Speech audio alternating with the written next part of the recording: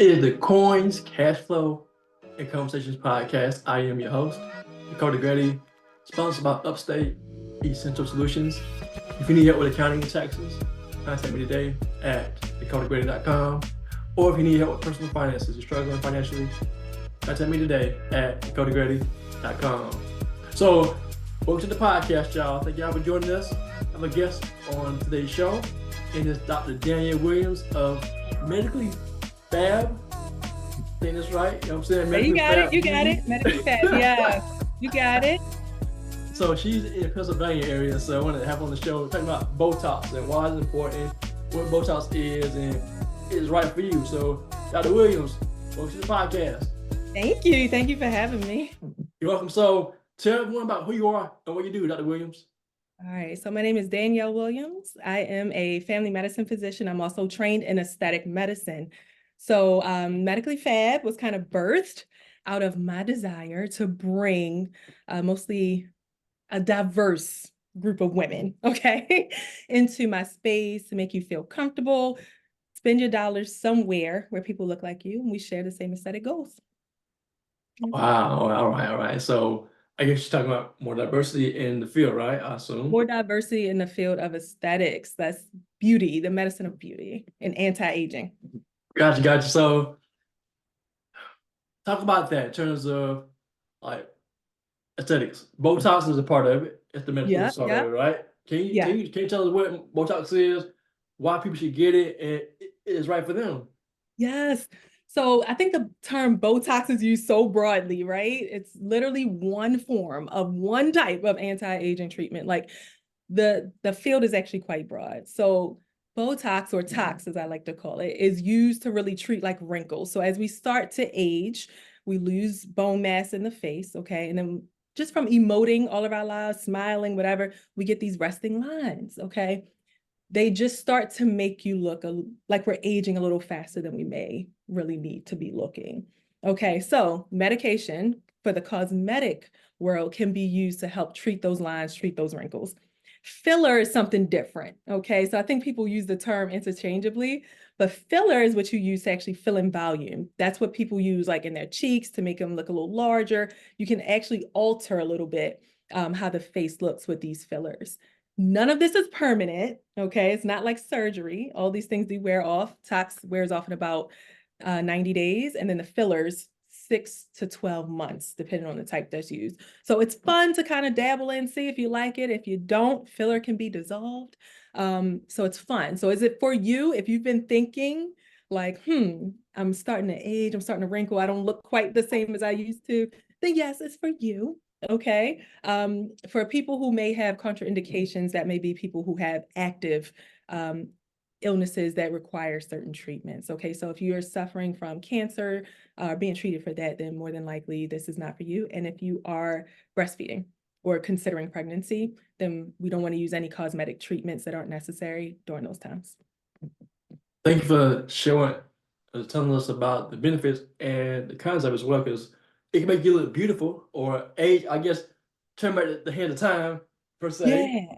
But it can also have side effects too if you have, say, cancer or either pregnancy, correct? Yeah. So we don't really study. It's not that there'll be side effects so much as that we don't study how medications behave on certain populations. We don't study and practice and play on pregnant and breastfeeding people. And we also don't play and practice on people who have active cancers. So that's it. And the goal really, it doesn't have to be unnatural. People think, oh, Botox, and I saw you, like people make that face, like it's like this unnatural thing. If you go to the right injector, especially someone who shares your goals of what beauty looks like or which you would look like with a little enhancement, then it doesn't have to look unnatural. And that's what we do here. Like we want you to look like yourself, just more rested. So how does it compare, say, getting tox compared to makeup? I mean, are they both to enhance your beauty, or I guess one is to cover up your blemishes or whatever? I'm married, so I know. So. I like this. Good. Yes. I think the two go together. So if you're someone who spends time contouring your makeup, You probably don't know these terms, but I'm sure your wife does, okay? But to kind of like contour, shape, you can use tox and fillers to do that naturally, where you may need less makeup. And I would assume if you're going to start putting this much energy and time into tox and filler to make yourself look good, that way you're also someone who's mindful of, your makeup trends and taking care of your skin. You have less blemishes to cover up when you use tox. Tox actually can help with treating acne because it suppresses the sebaceous glands, right?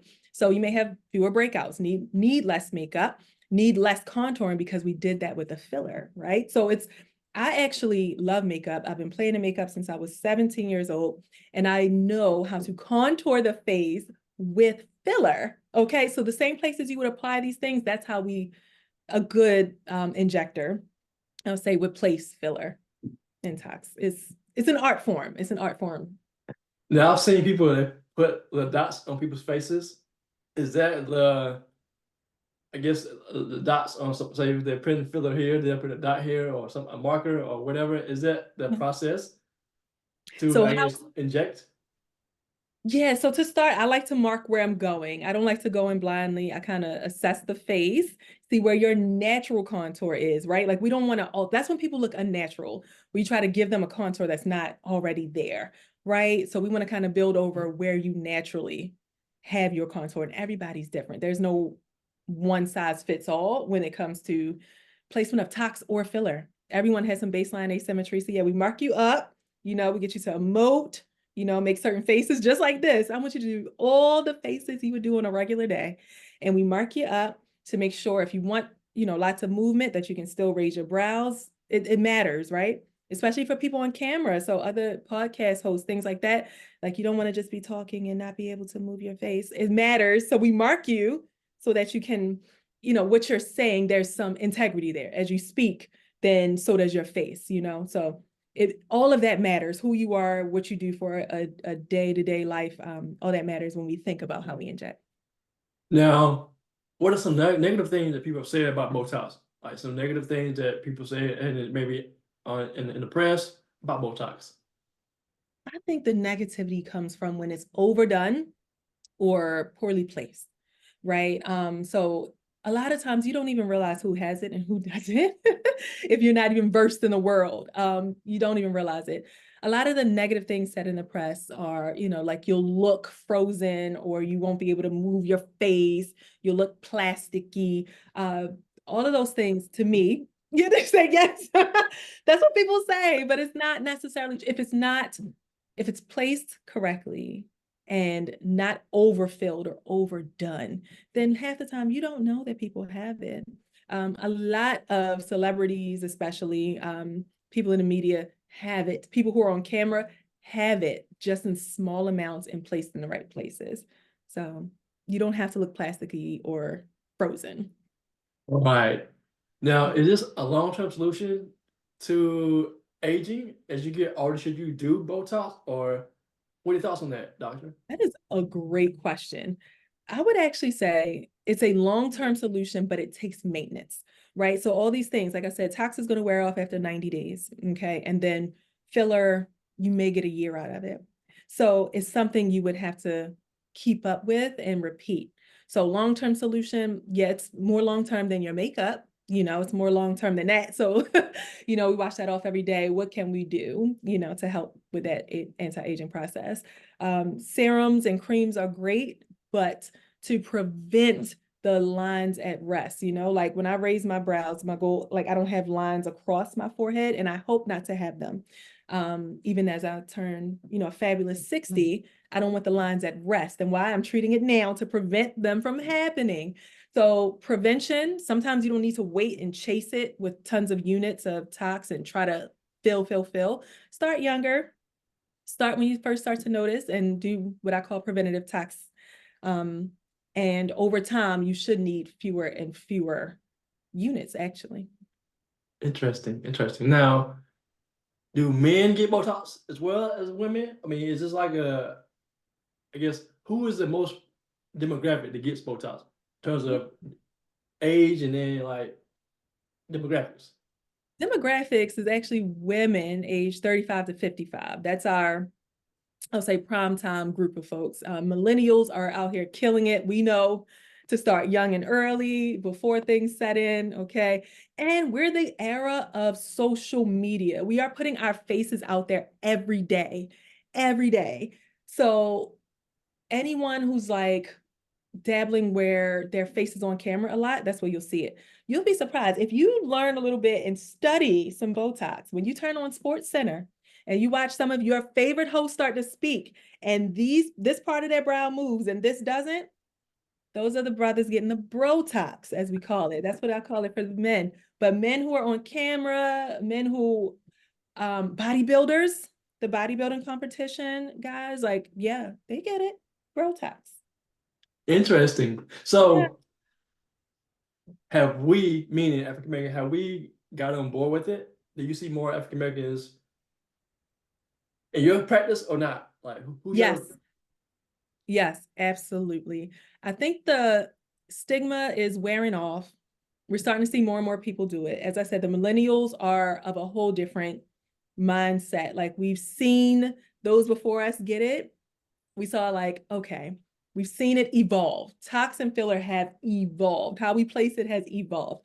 You don't have to look unnatural, you know? And so, especially Black women entrepreneurs, Black women who are in media. What else? I have a lot of younger people who are in medicine, or just, it's almost like a status symbol now to take care of yourself. Self-care is a part of your status symbol. Like, I can afford to take care of myself. Actually, it's starting to be more of, I think, the mantra that people are following. So it's not just, I want Botox and filler for the sake of it. It's, I want to age well and I can do it. So that's who you're really seeing as far as like my Black women coming in. I get a ton of Black women who are doing very well for themselves and just want to invest in themselves. That's great to hear that. Yeah. The industry is diverse. I mean, because we know, of course, I have clients who are NPs, and then I know that nursing is basically like a white women dominated industry, if I'm not mistaken. Just nursing in general. Nursing in general. I think almost, I would venture to say nursing and medicine are going to be not really dominated by African Americans. Right. That was not what my class looked like upon graduation. Right. Nursing is definitely woman, I'll say woman dominated, but I would still venture to say white women. Gotcha. So how do people find out about you online, social media, and how to get some talks? Ooh, so just learn about the industry in the first place. There are a ton of great injectors who are nurses, nurse practitioners, and physicians like myself are getting into the field. You'll find a lot of Black and brown faces getting into aesthetics.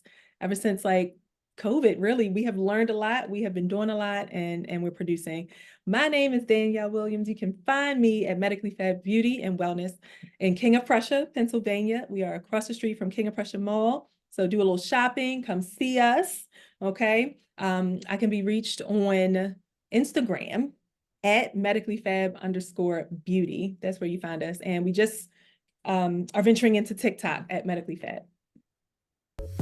Thank you for your time, Dr. Williams. Thank you for inquiring about my field. Yes. Yes, ma'am, you're welcome. And this is the Coins, Cashflow, and Conversations podcast. I am your host, Dakota Grady. Thank you for joining us.